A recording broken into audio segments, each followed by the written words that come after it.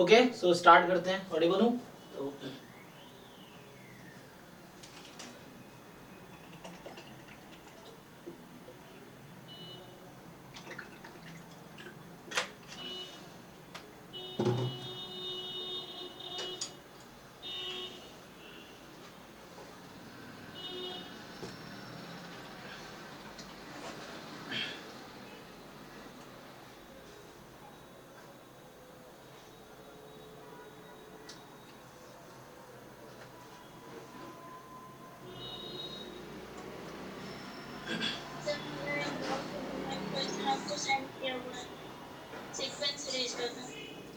अच्छा, एक minute group में भेजिए, एक बार देखते हैं, सब लोग देखेंगे।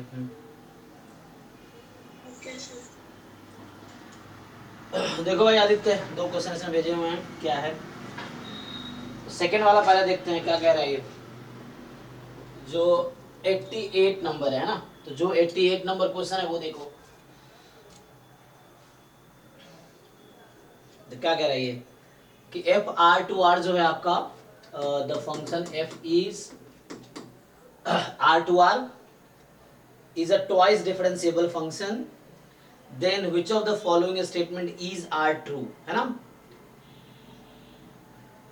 is are necessarily true। क्या सी ऑप्शंस आर उसमें कैसे रेस्ट्रिक्शन डालेंगे? बोल रहा है कि एफ डैश एक्स जो होगा बाउंडेड होगा ऑन 0 ऑन, है ना, एफ डैश एक्स मतलब बाउंडेड है, इज बाउंडेड ऑन 8 to 10। ये तुम्हारा फंक्शन डिफरेंशिएबल है ना, अब कितनी बार डिफरेंशिएबल है? 2 बार। तो इसका क्या मतलब है कि जो फर्स्ट डेरिवेटिव होगा उसको फिर से डिफरेंशिएट कर सकते हो तुम, ये मतलब है ना। अच्छा, तो एफ डैश एक्स डिफरेंशिएबल है तो कॉन्टिन्यूअस भी होगा। और एक थ्योरम क्या होता है कि कोई कॉन्टिन्यूअस फंक्शन बाउंडेड इंटरवल पे बाउंडेड होगा। रिजल्ट है ये कि कोई फंक्शन अगर कॉन्टिन्यूअस है और किसी क्लोज इंटरवल पे वो हमेशा बाउंडेड होगा, तो हो गया उससे। एफ डैश को मान लो gx है, सो gx is continuous function on 8 to 10। 8 to 10 पे भी कॉन्टिन्यूअस होगा, और चूंकि ये इंटरवल बाउंडेड है, so continuous function on a bounded interval जिसपे कॉन्टिन्यूअस है। सो एक फंक्शन जो कॉन्टिन्यूअस है इस क्लोज इंटरवल पे, तो हमेशा इस पे बाउंडेड होगा, ये थ्योरम है, ठीक है। कोई भी कॉन्टिन्यूअस फंक्शन किसी क्लोज इंटरवल पे है तो बाउंडेड ही होगा, अगर उस इंटरवल पे कॉन्टिन्यूअस है तो क्लोज इंटरवल पे, ठीक है। तो इसीलिए हुआ है क्योंकि क्लोज इंटरवल है ये। और सर पहले वाले मेरा आंसर वेरीफाई करना था, उसका क्या है? पहला जो है अब साइलेंट निकालना रिमाइंडर का ओके है ना। नेक्स्ट, सो नेक्स्ट जो है, अच्छा ये आस्था का डाउट है। आई थिंक इसका एक अप्रोच ये है,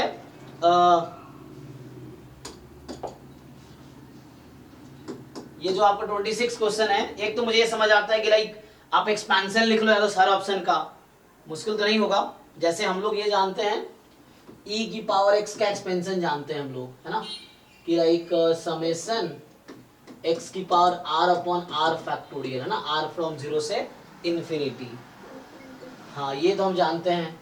सिमिलरली e की पावर माइनस x का एक्सपेंशन लिखेंगे, so minus x raise to power r upon r factorial, r from 0 to infinity, ये हमारे पास है।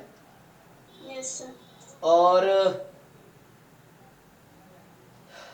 नेक्स्ट जो आपका एक फंक्शन दिख रहा है जैसे 1 अपॉन 1 प्लस एक्स, तो अगर इसका एक्सपेंशन आप लिखोगे ना तो ये 1 प्लस एक्स की पावर माइनस 1 है। क्या आता है इसका?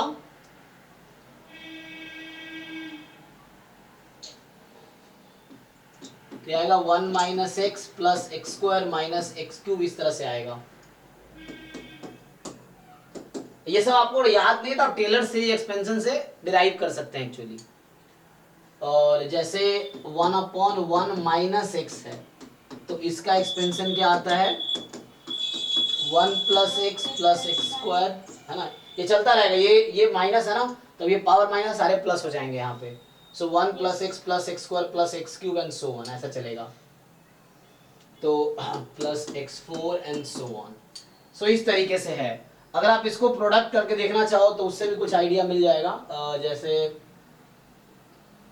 ये 1 + x + x² / 2 factorial, x³ / 3 factorial, x4/4 factorial dot dot dot dot dot, इस तरीके से। यहाँ है 1 - x,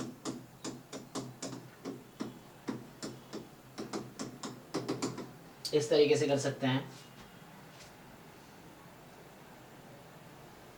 ये चलो, ये तो ठीक है। अभी आपके पास क्या है, आपके पास जो क्वेश्चन है तो उसमें इन्होंने पूछा है समेशन bn x की पावर n, यही ना? Yes sir. और bn की वैल्यू है -1 की power n + 1 upon n factorial. और ये bn है यहाँ पे, मतलब एक मिनट, bn है हमारे पास, नहीं bn तो डबल समेशन था ना, इसका समेशन है, एक k का समेशन एक्चुअली। यहाँ पे क्या है, ये आपका है n फ्रॉम 0 से इंफिनिटी। हुआ है summation k goes from 0 to n a k। Yes. So यहाँ से जैसे आपके पास क्या है, bn की वैल्यू जो है summation k from 0 to n ak है ना, ak, और ak की वैल्यू पता है आपको। सो ak जो है -1 की power k + 1 upon k factorial. Yes. हाँ, तो n की जगह k कर दिया है ना, क्योंकि समेशन ak था ना, यस। तो इसीलिए। अब और इनटू में x की पावर क्या है आपके पास, n। तो यहाँ लेकिन x की पावर n है, क्योंकि bn x की पावर n है, और जो bn था एक्चुअली वो ak k from 0 to n था। ओके, तो आप अगर इसके कुछ टर्म्स ओपन करो तो आपको एक आइडिया मिल जाएगा। अगर इसके कुछ टर्म्स ओपन करो आप, जैसे मान लो n को अगर हमने 0 रखा, कुछ टर्म्स ओपन करके देख लो आप, तो उससे आपको एक आइडिया मिल जाएगा। जो एक ही दिया हुआ है -1 to the power n + 1 upon में n फैक्टोरियल, हाँ, उसको ओपन करेंगे तो वो बन रहा था e to the power -1। हाँ यही बनेगा। यहाँ से अगर आप देखोगे तो अगर आपने 1 रख दिया यहाँ पे, है ना,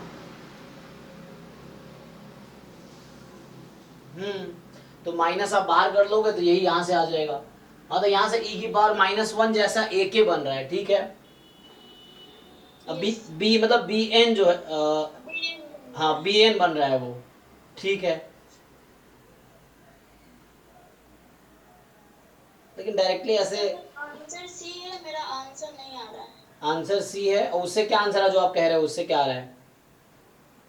सर मैंने किया था तो आया था -e to the power -1 upon 1 - x, मतलब e to the power -x जो ऑप्शन में वो नहीं है। एक्चुअली क्या है ना, आप गलती कहाँ कर रहे हो उसमें एक्चुअली, कि लिमिट जब सिर्फ इस पे लगाओगे ये ठीक है, कि लाइक जो आपका limit n tends to infinity जो bn है, सो मतलब लिमिट, मतलब ये हो जाएगा आपका समेशन ak रख देता हूं मैं, तो -1 की power k + 1 upon k factorial, और k फ्रॉम 0 to इन्फिनिटी हो जाएगी, लगा लिया।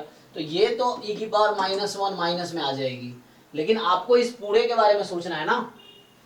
ये सर पूरे में वो उसकी रेंज 0 to इन्फिनिटी तो दी हुई है। नहीं, कहाँ, यहाँ कहाँ, आप क्या कर रहे हो, आप यहाँ लिमिट यूज कर रहे हो लेकिन यहाँ नहीं यूज कर रहे।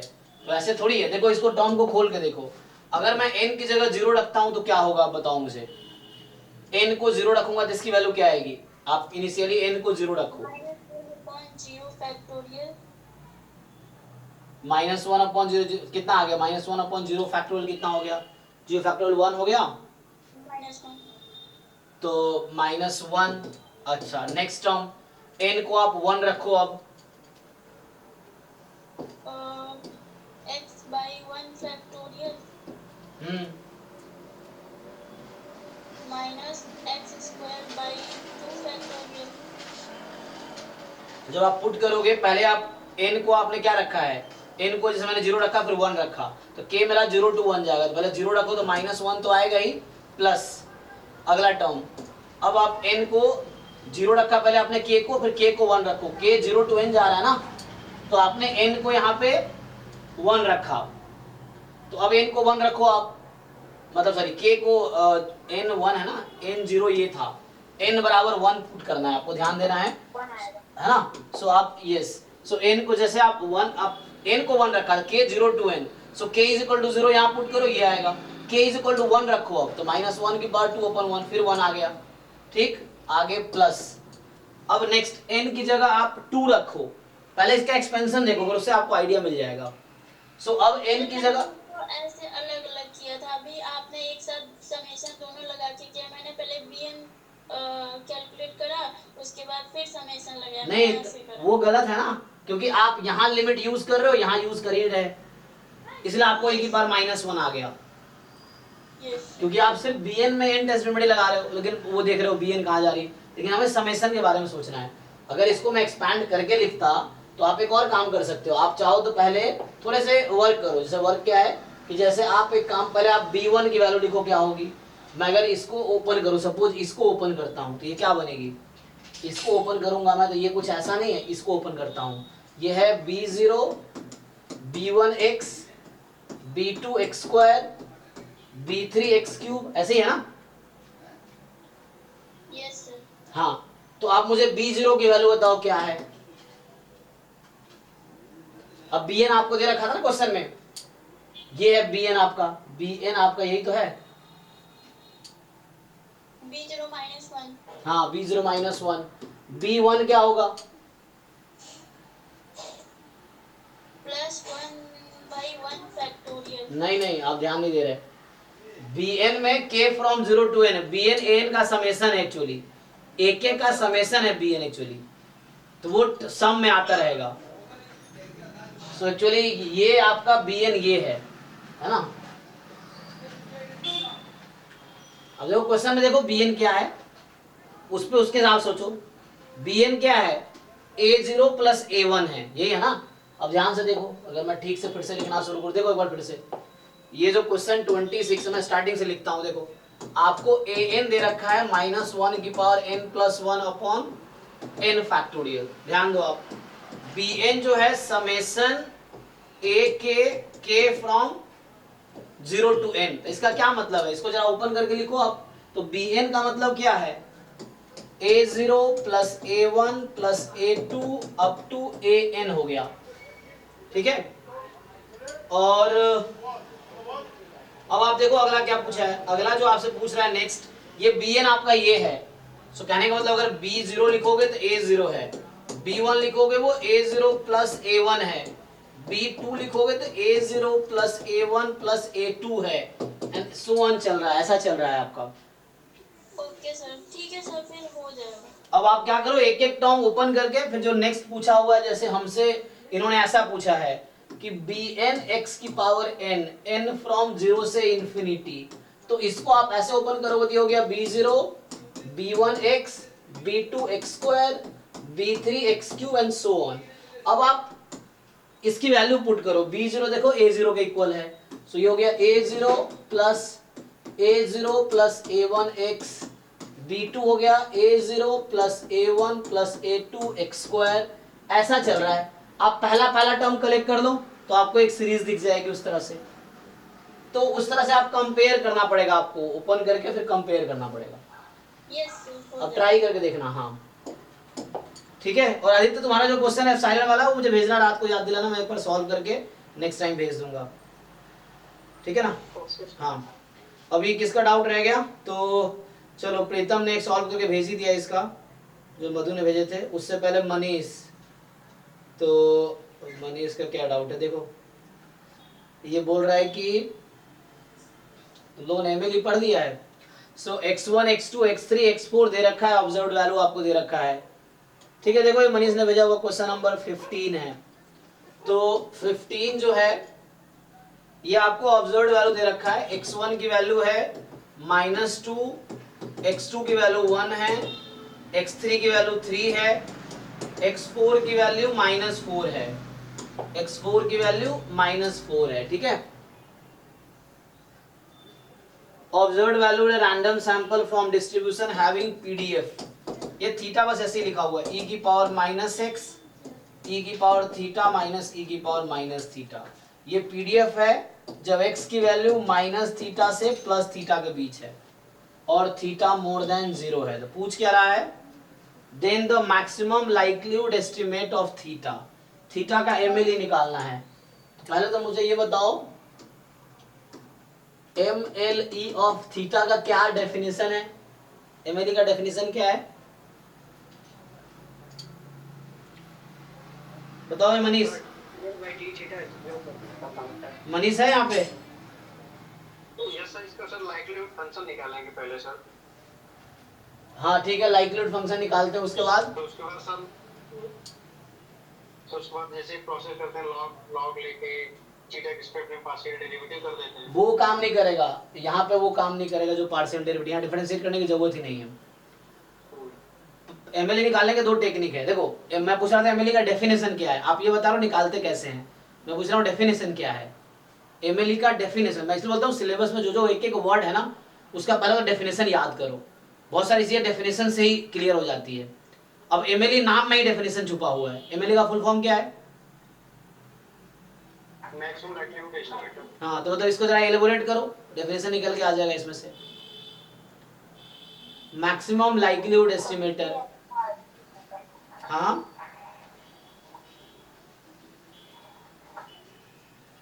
क्या है, MLE किसकी वैल्यू आती है? It is the value of theta which maximizes the likelihood function, simple, कि the value of theta which maximizes the likelihood function। तो आपको likelihood function मैक्सिमाइज करना है, कोई जरूरी थोड़ी डिफरेंशिएट करेंगे तभी मैक्सिमाइज होगा, बिना डिफरेंशिएट के मैक्सिमाइज हो जाते हैं बहुत सारे फंक्शन। अब मॉड एक्स की मिनिमम वैल्यू 0 है, मैक्सिमम एग्जिस्ट नहीं करती है, जरूरी थोड़ी डिफरेंशिएट करके हम बताएंगे। तो एनीवे डिफरेंशिएट वाला टेक्निक भी ठीक है, मतलब आप क्वेश्चन के अकॉर्डिंग डिपेंड करता है मेथड क्या है। तो यहाँ पे क्या होगा, चलो जैसे कहा लाइक्लीहुड फंक्शन लिखते हैं, चलो लाइक्लीहुड फंक्शन लिख लेते हैं। सो लाइक्लीहुड फंक्शन थीटा का फंक्शन होता है और ये वही है जो ज्वाइंट पीडीएफ होता है x1 x2 xn का। सो f of xi i from 1 to n, तो ये तुम्हारा आ गया, प्रोडक्ट लोगे e की पावर माइनस xi, ये तो कांस्टेंट है, e की पावर थीटा माइनस रहने दो ऐसे ही। तो ये तुम प्रोडक्ट कर रहे हो इसको, है ना, तो क्या होगा जब प्रोडक्ट कर रहे हो तो होगा e की पावर माइनस यहाँ क्या आ जाएगा समेशन xi और e की पावर थीटा माइनस थीटा की पावर n हो जाएगी। क्यों, ये प्रोडक्ट चल रहा है, दिस एक बार i को 1 रखो इंटू 2 इंटू चलता रहेगा, तो ये आ गया। अब तुम इसके बारे में सोचो जरा कि ये ज्वाइंट पीडीएफ था ईच एक्सरसाइज का, so each xi is more then minus theta less than theta. एक काम करता हूं ना, इसको मैं ऐसा लिख सकता हूं कि जो मॉड x है वो लेस देन थीटा है, लिख सकते हैं ना, लिख सकता हूं कि नहीं? यस। हाँ, सो ध्यान से देखो, क्या इसको मैं ऐसा लिख सकता हूं, अब लाइक्लीहुड फंक्शन थीटा का फंक्शन है, तो लाइक्लीहुड फंक्शन में वेरिएबल क्या है, थीटा है एक्चुअली। सो वेरिएबल थीटा है, तो यहाँ पे इस फंक्शन का डोमेन जो है वो ये है, इस फंक्शन का डोमेन क्या है, theta more than equal to mod x i's for all i from 1 to n, ये इसका डोमेन है, फंक्शन का डोमेन होता है ना फंक्शन का जहाँ डिफाइंड हो, तो लाइक्लीहुड फंक्शन इस डोमेन पर डिफाइंड है। यहाँ वेरिएबल थीटा है, एक्स आई नहीं, अब तो एक्स आई कॉन्स्टेंट हुआ लाइक्लीहुड फंक्शन के लिए, तो मतलब ये हुआ। अब देखो theta is more than each x i, तो इसका कॉमन सोल्यूशन क्या होगा, theta more than mod x1, theta more than mod x2, theta more than mod x3, तो इसका वो क्या होगा, कॉमन सॉल्यूशन क्या आएगा, बोलो, तुम्हें थ्योरम बताया था ना मैंने, ये बताओ मुझे, अगर मैं तुमसे पूछूं कि लाइक यहां बोल रहा हूं कि theta more than equal to mod x1 comma theta more than equal to mod x2 and so on, theta more than equal to mod xn, this will imply what, ये थ्योरम मैंने कई बार use किया है class में, कोई बताओ इसमें क्या होगा?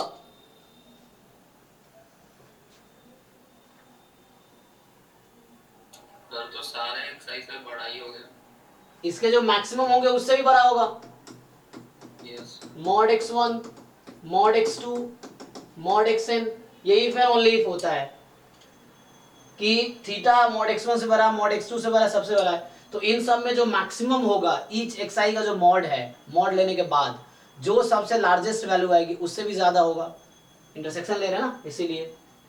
सो तुम्हें याद है वैसे थीटा इससे भी ज्यादा है, इससे भी ज्यादा, इससे, तो जो सबसे ज्यादा वैल्यू होगी उससे भी ज्यादा होगा। तो ये हो गया। अब तुम देख क्या ध्यान दो, तो अब तुम्हें करना क्या था, इसमें एमएलई निकालना है। मतलब तुम्हारा पर्पस क्या है क्वेश्चन में, तुम्हें थीटा की वो वैल्यू ढूंढनी है जिसके लिए लाइक्लीहुड फंक्शन मैक्सिमम हो जाए। तो ये जो फंक्शन है, अगर मैं तुमसे ये पूछूं ये थीटा के रेस्पेक्ट में इंक्रीजिंग है कि डिक्रीजिंग है, अगर तुम डिफरेंशिएट करो एल डैश थीटा निकालो, क्या लगता है पॉजिटिव आएगी नेगेटिव आएगी? सर नेगेटिव आएगी। तो जब डिफरेंशिएट करो 1/x का डेरिवेटिव माइनस 1/x², और इसको डिफरेंशिएट करो तो बीच में प्लस का साइन आ जाएगा, है ना, तो ये आएगी नेगेटिव। तो इसका क्या मतलब हुआ, इसका मतलब हुआ कि likelihood function is decreasing function, likelihood function is decreasing function. अभी तुम्हें यहाँ मैं डोमेन बता रहा था फंक्शन का, ध्यान दो। तुम्हारे पास x1 x2 x3 x3 चार सैंपल साइज 4 का है, तो इन सब का पहले तो मॉड ले लो और मॉड लेके बताओ मैक्सिमम क्या आ रही है। मतलब इसकी वैल्यू पूछ रहा हूँ मैं, ये क्या आएगा, theta more than equal to हमारा जो डेटा है उसके हिसाब से पहले मॉड लो सबका और फिर मैक्सिमम बताओ क्या आएगा। मॉड लेने के बाद क्या आएगी मैक्सिमम, यहाँ क्या लिखूँ मैं, 4 आएगा। तो यहाँ से आपके पास आया theta more than equal to 4, ये क्या आ गया, theta more than equal to 4। तो ये इस फंक्शन का डोमेन है, theta more than equal to 4, मतलब theta belongs to 4 to infinity. अब तुम खुद सोचो, कोई फंक्शन डिक्रीजिंग फंक्शन है इस डोमेन पे, तो क्या लगता है कोई फंक्शन अगर इस डोमेन पे डिक्रीजिंग फंक्शन है तो किस वैल्यू के लिए फंक्शन मैक्सिमम आंसर देगी, मतलब थीटा के किस वैल्यू के लिए फंक्शन मैक्सिमम होगी, लोअर बाउंड के लिए, है ना। मान लो जैसे ये 4 है यहाँ पे, तो ये फंक्शन डिक्रीजिंग फंक्शन था, तो मेरा डोमेन ये सेट है। तो जब फंक्शन डिक्रीजिंग है तो तुम देखो ये थीटा है, ये मैं बता रहा हूँ ये थीटा है और इधर लाइक्लीहुड फंक्शन है। मतलब तुम्हारा फंक्शन कैलकुलस में एफ एक्स होता था ना, अब वो एल थीटा होगा तुम्हारा, वो एफ एक्स एल थीटा है, और जो एक्स वेरिएबल होता है वो थीटा वेरिएबल है। सो ये एक्स एक्सिस थीटा की वैल्यू है और वाई एक्सिस लाइक्लीहुड फंक्शन है। और तुमने अभी देखा कि एल डैश थीटा निकालोगे तो नेगेटिव आएगा, चाहे थीटा कुछ भी ले लो। तो मतलब ये है कि ये डिक्रीजिंग फंक्शन है और इसका डोमेन ये वाला सेट है। तो तुम्हें देखना है कि थीटा की ऐसी कौन सी वैल्यू है जिसमें मेरा फंक्शन मैक्सिमम आंसर दे। तो ऑब्वियसली लोअर बाउंड होगा क्योंकि डिक्रीजिंग है, तो डिक्रीजिंग है ना, तो थीटा की सबसे छोटी वैल्यू फंक्शन की सबसे बड़ी वैल्यू देगी क्योंकि डिक्रीजिंग फंक्शन है। तो इस क्वेश्चन का आंसर 4 हो गया। तो MLE maximum likelihood estimator of theta is equal to 4. Why? Because 4 is the value of theta that maximizes the likelihood function. Doubt है तो बताओ। ऐसे बहुत सारे क्वेश्चन आएंगे, ये सब कराऊंगा यहाँ पे। वो लॉग लेने की जरूरत यहाँ क्यों नहीं पड़ी, एक्चुअली दो तरह के क्वेश्चंस होते हैं यहाँ पे। ये क्वेश्चन डिफरेंट क्यों है, क्योंकि इस फंक्शन के सपोर्ट में थीटा आ गया, और वैसे फंक्शन जिसके सपोर्ट में पैरामीटर नहीं होता है तो वहां तुम वो लॉग लगाते हो, फिर डिफरेंशिएट करते हो, फिर थीटा की वैल्यू निकालते हो। जो थीटा की वैल्यू निकल के आती है वो तुम्हारा एमएलई होता है। मतलब अगर 2-3 वैल्यू आई फिर देखना होता है किस वैल्यू के लिए मैक्सिमम आंसर देगा। तो जिस क्रिटिकल पॉइंट जो निकालते हो तुम, क्यों लॉग लेके डेरिवेटिव 0 पुट करते हो, मतलब उस फंक्शन का क्रिटिकल पॉइंट निकालते हो, और क्रिटिकल पॉइंट, जिस क्रिटिकल पॉइंट के करस्पॉन्डिंग मुझे मैक्सिमम आंसर मिलेगा वो मेरा एमएलई है। तो यहां मुझे डेरिवेटिव 0 पुट क्यों नहीं करना पड़ा, ऐसे भी 0 पुट करते भी तो कोई वैसा थीटा मिलता ही नहीं तुम्हें, क्योंकि यहां तुम्हें दिख रहा है कि एल डैश थीटा हमेशा नेगेटिव होगा। तो तुम चाहो तो लॉग लो और डिफरेंशिएट करो, 0 पुट करो, ऐसा कोई थीटा आएगा ही नहीं, क्योंकि इस फंक्शन के पास कोई क्रिटिकल पॉइंट है ही नहीं, क्योंकि तो डिक्रीजिंग फंक्शन है। तो ऐसा कोई पॉइंट थोड़ी होगा जहां पर टैंजेंट एक्स एक्सिस के पैरेलल हो जाए, ऐसा हो ही नहीं सकता। तो मतलब ये हो गया कि इसको उस तरीके से करने की जरूरत नहीं है। तो वैसे क्वेश्चंस जहां पे सपोर्ट में पैरामीटर्स हो तो यहाँ से तुम पहले तो रेंज डिसाइड करो थीटा क्या होगा, क्योंकि लाइक्लीहुड फंक्शन थीटा का फंक्शन है। तो डिसाइड करो, ये डोमेन आ गया तुम्हारा। आप सोचो इसमें ऐसी कौन सी वैल्यू है जो इसको मैक्सिमाइज कर देगी। तो चूंकि डिक्रीजिंग आ गया था तो इसीलिए 4 हमारा आंसर आ गया। कई बार ऐसा हो जाएगा इंटरवल 4 to 8 आ गया मान लो, अब अगर इंक्रीजिंग फंक्शन है तो आंसर 8 होता, इंटरवल अगर 4 to 8 आता है तो डिक्रीजिंग है तो 4 आएगी, इस तरह से। तो वो क्वेश्चन, बहुत सारे क्वेश्चन ऐसे एग्जाम में आ चुके हो। तुम एमएलई अभी स्टार्ट करेंगे अगले क्लास में। आज तो अभी एस्टिमेशन चल रहा है 9 to 11 में। लास्ट क्लास में अनबायस्ड एस्टिमेटर पढ़ाया था, आज वो कंसिस्टेंट सफिशिएंट एस्टिमेटर पढ़ाऊंगा। एमएलई कल स्टार्ट होगा, एमएलई और मेथड ऑफ मोमेंट एस्टिमेटर्स कल परसों। हाँ, तो 9 to 11 तुम लोग कंटिन्यू कर सकते हो। एस्टिमेशन कल स्टार्ट हुआ है जस्ट, उसमें अनबायस्ड एस्टिमेटर कल हमने पूरी क्लास में 2 घंटे अनबायस्ड एस्टिमेटर ही डिस्कस किया है। आज कंसिस्टेंट सफिशिएंट और ये सब डिस्कस करेंगे। ठीक है, और क्वेश्चन रह गया देखो। सर यानी डिस्क्रीट की केस में डायरेक्ट हम लोग चेक कर सकते हैं। हाँ, लेकिन डिस्क्रीट यहाँ एक्सआई इंपोर्टेंट नहीं है, यहाँ थीटा इंपोर्टेंट है।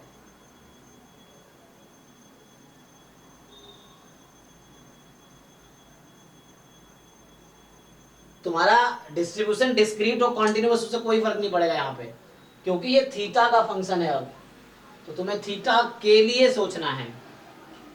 अगर बर्नौली भी है तो वहां पर पी की वैल्यू 0 से 1 के बीच है, वो अनकाउंटेबल सेट है, तो डोमेन उसका 0 to 1 होगा, तो उसमें से ही एमएलई आएगा 0 से 1 के बीच में से। तो ये पैरामीटर का फंक्शन है, मतलब हमेशा लाइक्लीहुड पैरामीटर का ही फंक्शन होगा।